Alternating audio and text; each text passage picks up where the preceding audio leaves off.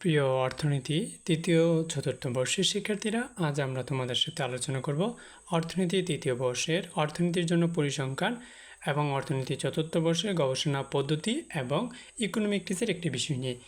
একটি প্রমাণ নিয়ে আমরা আজ আলোচনা করি। এই প্রমাণটি প্রায় অনেক পরীক্ষায় এসে থাকে। এখানে খুব স্বল্প সময়ে আমরা যদি এই প্রশ্নটা উত্তর করতে পারি তাহলে ফুল মার্ক পেয়ে যাব। সচরাচর এটা 4 মার্কে আসে, আর 4-এ 4 পাওয়া যায়। সর্বোচ্চ করতে লাগবে 2 মিনিট।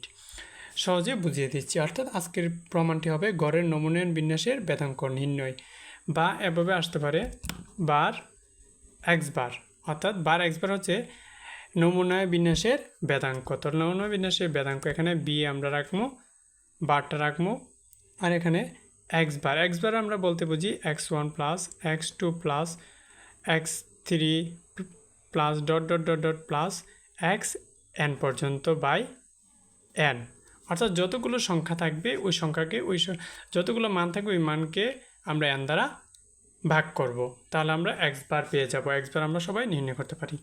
এখানে এনটা হচ্ছে নমুনার যে সংখ্যা ওইটা।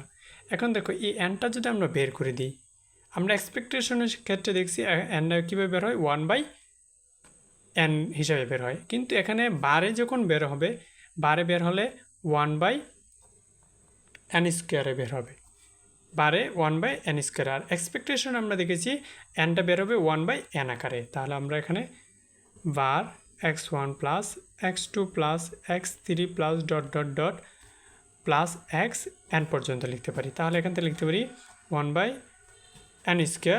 তাহলে প্রতিটার আগে আমরা বার দেব, plus bar x2 plus dot dot dot dot bar xn পর্যন্ত আমরা লিখতে পারি। এখন আমরা এখান থেকে লিখতে পারি 1/n², 1/n²। এখানে বার x1-রে আমরা লিখতে পারি কি σ² প্লাস এখানে বার 2-রে লিখতে পারি σ1² σ2² plus dot dot dot plus σn² লিখতে পারি।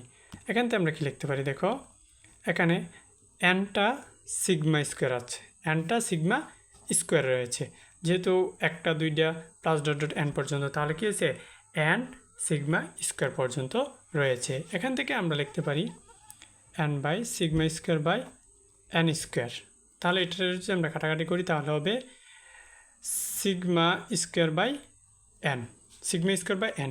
এতটুকু রাখলেও পারো, আবার এটাকে যদি আবার ভেঙে লিখতে পারো তাহলে লিখতে পারো এখানে 1/n σ²। তাহলে প্রমাণ হয় যে বার এক্স বার ইকুয়াল হবে কি 1/n σ², PROVED প্রুফ। তাহলে এভাবে আমরা সহজেই উত্তর করতে পারবো। ধন্যবাদ সবাইকে।